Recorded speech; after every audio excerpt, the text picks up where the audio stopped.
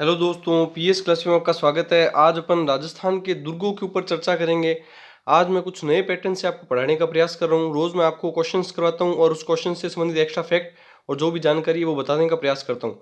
तो आज अपन राजस्थान के दुर्ग शुरू करेंगे और प्रत्येक दिन अपन एक या दो दुर्ग पढ़ेंगे और उससे संबंधित जो भी इंपॉर्टेंट फैक्ट है वो अपन देखने का प्रयास करेंगे। आप मुझे कमेंट करके बताइएगा आपको क्लास कैसी लग रही है। तो आज की क्लास शुरू करते हैं, जिसमें अपन पढ़ेंगे राजस्थान के दुर्ग। और राजस्थान के दुर्ग में भी अपन आज सबसे फर्स्ट पढ़ेंगे गागरोन का दुर्ग।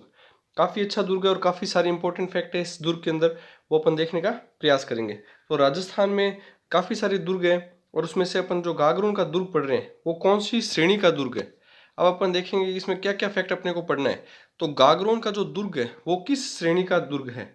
तो ज्यादातर दुर्ग को अलग अलग श्रेणियों में रखा गया है। शुक्र नीति के अनुसार दुर्गों को 9 श्रेणियों में, और चाणक्य नीति के अनुसार अर्थशास्त्र में जो चाणक्य ने जो अपनी नीति बताई है उस नीति के अनुसार 4 श्रेणियों में बांटा गया है। जिसमें से जो गागरोन का दुर्ग है वो जो श्रेणी आती है दुर्ग श्रेणी, वो अपन देखेंगे जल दुर्ग श्रेणी में रखा गया है। किस दुर्ग की श्रेणी में रखा गया है? जल दुर्ग की श्रेणी में रखा गया है, जिसको ओदक दुर्ग भी बोलते हैं। जल दुर्ग को ही क्या बोला जाता है? ओदक दुर्ग की श्रेणी बोला जाता है। मतलब क्या है इसका कि गागरोन का जो दुर्ग है वो चारों तरफ से किससे घिरा हुआ है? जल से घिरा हुआ है। इसी वजह से इसकी दुर्ग की श्रेणी क्या हो गई? जल दुर्ग श्रेणी या ओदक श्रेणी। उसके अलावा गागरोन का दुर्ग कौन से जिले में, ये आपको अच्छे से ध्यान में होगा, झालावाड़ जिले में। कौन से जिले में? झालावाड़ जिले में। अब इसका निर्माण किसने करवाया? कौन सी नदियों के संगम पर है या फिर कौन सी नदी के पास में है? निर्माण कब हुआ इसका? कौन सी पहाड़ी पर है? वो सभी अपन देखने का प्रयास करेंगे। तो गागरोन का दुर्ग आप देख चुके हैं कि गागरोन का दुर्ग कहाँ पे पड़ता है? झालावाड़ में। दुर्ग की श्रेणी कौन सी है इसकी? जल दुर्ग की श्रेणी है, जिसको ओदक दुर्ग का भी नाम दिया जाता है। उसके अलावा इसका निर्माण, गागरोन के दुर्ग का निर्माण कब करवाया गया? तो इसका निर्माण कब करवाया गया? इसका निर्माण 7वीं 8वीं शताब्दी में शुरू कर दिया गया था। इसका निर्माण 7वीं से लेकर के 8वीं शताब्दी में इसका निर्माण शुरू हुआ था, जो कि लगभग 14वीं शताब्दी तक इसका निर्माण कार्य पूरा हुआ था। तो इतने टाइम में ये कार्य इसका पूरा किया गया था। दुर्ग की श्रेणी जल दुर्ग या औदक दुर्ग। उसके अलावा इस दुर्ग के अन्य नाम क्या है वो भी बहुत बार पूछे जाते हैं, ये अच्छे से नोट कर लीजिएगा कीजिएगा। इसको डोडगढ़ दुर्ग बोला जाता है। क्या बोला जाता है? डोडगढ़ दुर्ग। इसको धुल्लरगढ़ दुर्ग भी बोला जाता है। धुल्लरगढ़ दुर्ग भी इसी का ही नाम होता है। इसके अलावा इसे औदक दुर्ग, जल दुर्ग, मुस्तफाबाद, वेरी वेरी इंपॉर्टेंट लगा लीजिएगा, मुस्तफाबाद भी, मुस्तफाबाद भी इसी दुर्ग का नाम दिया गया है। और ये मुस्तफाबाद क्यों दिया गया और कैसे दिया गया वो अभी आगे अपन डिस्कस करेंगे। तो इसी दुर्ग का नाम क्या क्या है आप देख चुके हैं। इसको जल दुर्ग, औदक दुर्ग, डोडगढ़ दुर्ग, धुल्लरगढ़ दुर्ग, मुस्तफाबाद, ये सभी कहा गया है। इसका निर्माण आप देख चुके हैं 7वीं 8वीं शताब्दी से शुरू होकर के 14वीं शताब्दी तक, लगभग 7 शताब्दियों तक इसका निर्माण कार्य चला था। ये आपको अच्छे से ध्यान चाहिए। अब इसका निर्माण तो हो गया, लेकिन किस जगह पे हुआ है तो आपको ध्यान चाहिए, मुकुंदरा की पहाड़ियों पर हुआ है। मुकुंदरा की पहाड़ियां, मुकुंदरा की पहाड़ियों पर इसका निर्माण हुआ है। और मुकुंदरा की पहाड़ियां कहाँ पे पड़ती है? हाड़ौती क्षेत्र का भाग है। मुकुंदरा की पहाड़ियां हाड़ौती क्षेत्र का भाग है। हाड़ौती क्षेत्र कौन से हैं तो आपको ध्यान होने चाहिए। हाड़ौती क्षेत्र में 4 जिले आते हैं। कौन कौन से आते हैं? कोझा बाबू, कोझा बाबू, बस आपको हाड़ौती क्षेत्र सारे याद हो गए। कोझा बाबू से आपको चारों के चारों क्षेत्र याद हो गए। कोटा, झालावाड़, बारा, बूंदी। जो हाड़ौती क्षेत्र का इलाका है वहां पे जो पहाड़ी है, वहां कौन सी पहाड़ी है? मुकुंदरा की पहाड़ी। कोटा, झालावाड़, बारा, बूंदी, ये हाड़ौती क्षेत्र हो गए। ये दुर्ग की श्रेणी पढ़ चुके हैं, निर्माण पढ़ चुके हैं, पहाड़ी का कहाँ पे है वो पढ़ चुके हैं। अब अपन देखेंगे कि कौन सी नदी के संगम पर है ये। तो ये आपको अच्छे से ध्यान होना चाहिए कि किस नदी के संगम पर है। ये वेरी वेरी इंपॉर्टेंट लगा लीजिएगा। गागरोन का दुर्ग कौन सी नदी के संगम पर है, ये कई बार पूछा जा चुका है। तो आपको ध्यान चाहिए, आहू प्लस काली सिंध प्लस काली सिंध नदी के संगम पर है ये। स्टार लगा के अच्छे से नोट कीजिएगा, ये वेरी वेरी इंपॉर्टेंट फैक्ट है। आहू और काली सिंध नदी के संगम पर कौन सा दुर्ग है तो आपको ध्यान चाहिए, गागरोन का दुर्ग। गागरोन का दुर्ग आहू और काली सिंध नदियों के संगम पर स्थित है। तो इसको याद कैसे करेंगे अपन? आहू और काली सिंध अभी याद हो जाएगा, लेकिन बाद में हमेशा के लिए याद रखने के लिए आप याद रखिएगा, गागरोन के दुर्ग में साका की जगह, साका आप सभी को ध्यान में होगा, साका क्या होता है? राजा महाराजाओं द्वारा केसरिया धारण करके युद्ध क्षेत्र में उतरना और पीछे से उनकी रानियों के द्वारा जल के द्वारा या फिर अग्नि में अपने आप को स्वयं को समर्पित करके जोहर करना, इन दोनों को मिलाकर के सम्मिलित रूप से क्या कहा जाता है? साका कहा जाता है। तो गागरोन के दुर्ग में साका तो हुआ ही था, लेकिन गागरोन के दुर्ग में आका भी हुआ था। क्या हुआ था?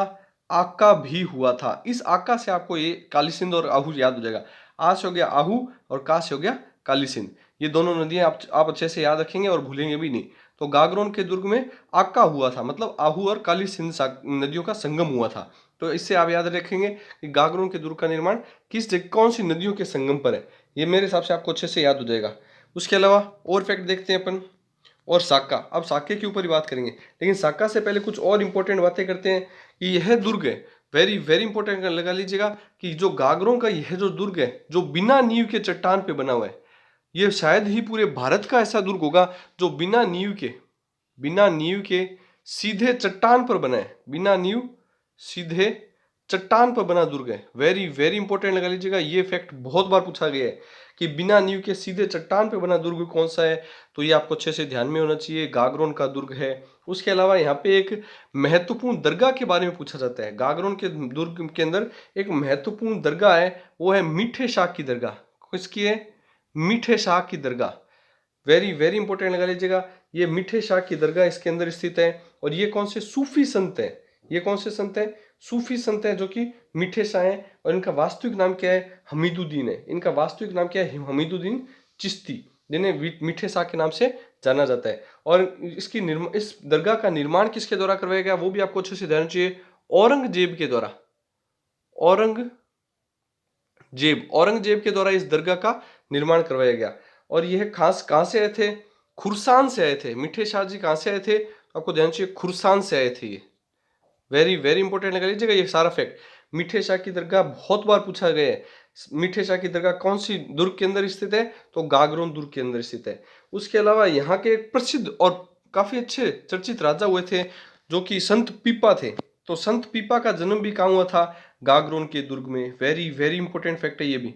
संत पीपा का जन्म गागरोन के दुर्ग में। और संत पीपा किन के गुरु हैं? तो ये दर्जी संप्रदाय के लोग संत पीपा को काफी ज्यादा मानते। इनका जन्म यहाँ हुआ था। तो संत पीपा की छत्री भी पूछी जाएगी फिर, तो छत्री भी इसी दुर्ग के अंदर स्थित है। संत पीपा की छत्री भी इसी दुर्ग के अंदर स्थित है। उसके अलावा संत पीपा की बगीची, ये सारे फैक्ट अच्छे से देखिएगा, ये कई बार पूछा जाता है संत पीपा से संबंधित।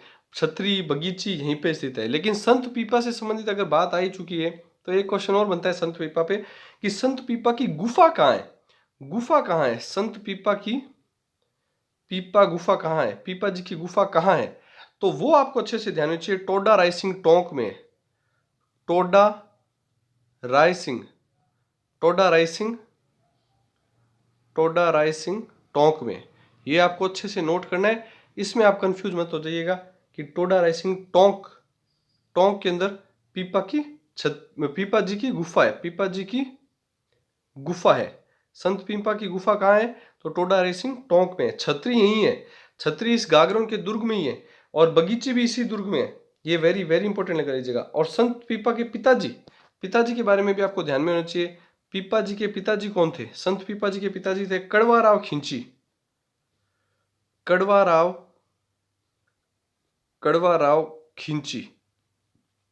खिंची जी संत पीपा के पिता थे। एक फैक्ट मैं आपको बताना भूल गया था, वो भी बता देता हूं, कि जो इस गागरोन का दुर्ग का निर्माण है वो 7 से लेकर के 14वीं शताब्दी में हुआ है। लेकिन निर्माण करवाया किसने? तो आपको ध्यान होना चाहिए, डोड राजपूत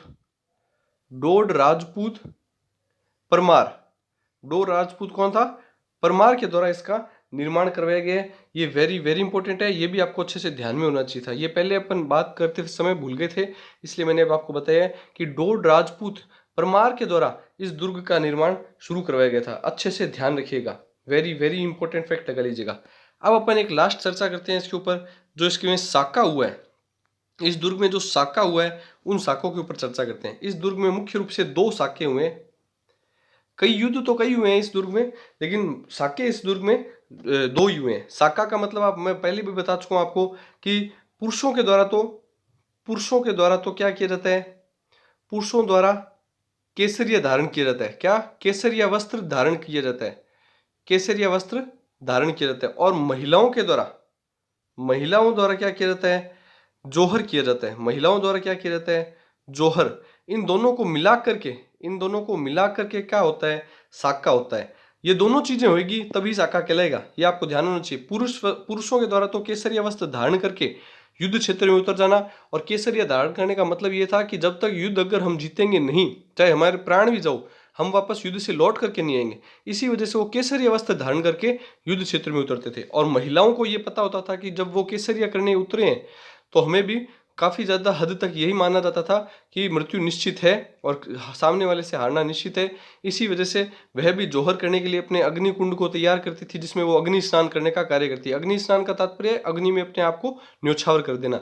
और एक जगह राजस्थान में जल जौहर भी हुआ है, वो भी मैं आपको बता चुका हूँ। रणथंभौर के दुर्ग के अंदर जल जौहर हुआ है, ये आपको अच्छे से ध्यान होना चाहिए। तो अब साके के ऊपर बात करते हैं। तो इसमें इस दुर्ग में कितने साके हुए हैं? 2 साके हुए हैं। तो पहला साका कब हुआ था? पहला साका हुआ था 1423 में। 1423 में यहाँ पे पहला साका हुआ था। किस किस के बीच में होता? साका हमेशा 2 व्यक्तियों के बीच में होगा, ये तो होगा ही होगा। एक सामने जो लड़ने वाला और एक सामने जो जो विरोधी पार्टी है उसके हिसाब से होगा। तो साका इसमें पहले राजा कौन था उस समय? सॉरी, इसका गागरोन के दुर्ग का राजा कौन था? गागरोन के दुर्ग का राजा था अचलदास खिंची। अचलदास खिंची खिंची कड़वाराव खिंची। और ये खिंची राजपूत ही थे। यहाँ पे आपको ध्यान में कड़वाराव खिंची पिताजी के गुरुजी का नाम पिताजी का नाम था। तो ये राजा कौन था इनके यहाँ पे उस समय? अचलदास खिंची। सामने कौन था? तो सामने था इनके होशंग शाह। कौन था? होशंग शाह। ये भी वेरी वेरी इंपॉर्टेंट है और कई बार पूछा गया है। तो 1423 में पहला साका हुआ जिसमें अचलदास खिंची और होशंग शाह सामने थे। होशंग शाह कहाँ का शासक था? तो आपको ध्यान रखिए, मांडू का शासक था। मांडू का शासक था ये। और होशंग शाह जीत गया था इस युद्ध में, इसी वजह से ये साका हुआ। आपको ये भी ध्यान में साका होगा तो एक जो मतलब जो रहने वाली पार्टी है, दुर्ग के अंदर रहने वाली जो मतलब राजा वगैरह हैं, वो हमेशा हारेंगे तभी साका होगा, नहीं तो साका होगा कैसे? अगर यह राजा जो इसमें रह रहे हैं वही जीत जाता तो साका होना पॉसिबल ही नहीं होता। इसी वजह से राजा अचलदास खिंची जी हार गए थे और होशंग शाह जीत गया था। तो इसमें पहला साका हुआ था 1423 में। अब अपन दूसरा साका के ऊपर बात करते हैं कि दूसरा साका कब हुआ था। इस दुर्ग में दूसरा साका हुआ था 1444 में। ये भी वेरी वेरी इंपॉर्टेंट साके हैं। साके आपको सारे अच्छे से याद होने चाहिए। राजस्थान में जितने भी साके हुए हैं वो आपको अच्छे से नोट डाउन होने चाहिए और अच्छे से याद होने चाहिए। तो इसमें द्वितीय साका किसके बीच में हुआ था? राजा पलहण सिंह। राजा उस समय कौन थे? गागरोन के पालहण सिंह। पालहण सिंह। और सामने कौन थे? सामने इनके थे उस समय महमूद खिलजी फर्स्ट। महमूद खिलजी फर्स्ट। तो इस युद्ध में इस साके के अंदर भी यही हुआ था कि महमूद खिलजी फर्स्ट जीत गए थे और राजा पालहण सिंह क्या हो गए थे?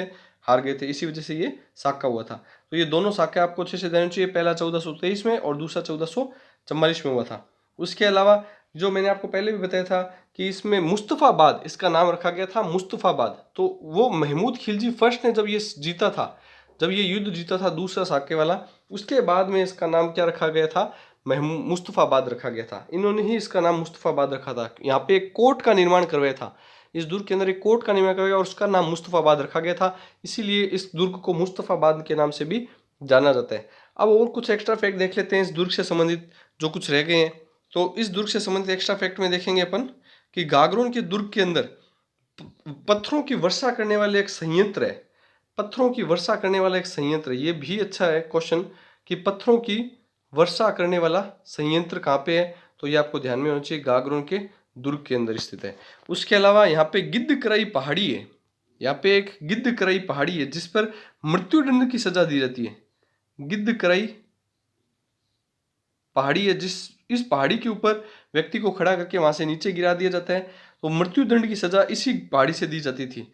वो भी कौन से दुर्ग के अंदर है? तो गागरोन के दुर्ग के अंदर है। और इसके अलावा एक वेरी वेरी इंपॉर्टेंट फैक्ट लगा लीजिएगा, इसे 2013 के अंदर, इस गागरोन के दुर्ग के 2013 के अंदर वर्ल्ड यूनेस्को सूची के अंदर, विश्व धरोहर सूची के अंदर इसको शामिल किया गया 2013 के अंदर। और कुछ बौद्ध गुफाएं भी यहाँ पे मिली है, ये भी आपको ध्यान होना चाहिए। बौद्ध गुफाएं भी इसी दुर्ग के अंदर मिली है। और एक एक्स्ट्रा फैक्ट बताता हूं मैं आपको कि गागरोन के दुर्ग के अंदर गागरोनी तोते पाए जाते हैं।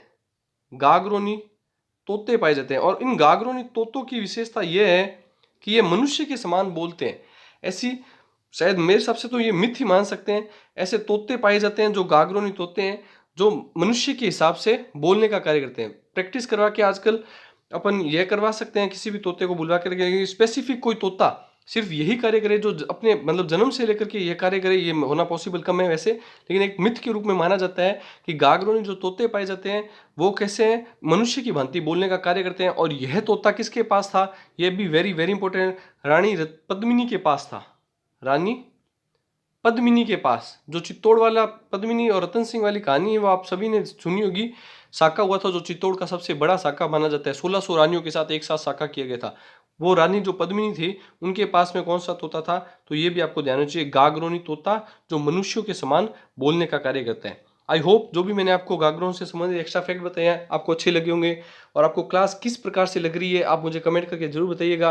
और इस ऐसी क्लास अगर आप और चाहते हैं, और दुर्गों के ऊपर, सारे दुर्गों के ऊपर इसी प्रकार से पढ़ना चाहते हैं, तो मुझे कमेंट करके जरूर बताइएगा। और चैनल को ज़्यादा से ज़्यादा दोस्तों में, स्टडी ग्रुप में शेयर कीजिए, वीडियो को लाइक शेयर सब्सक्राइब कीजिए चैनल को। Thank you.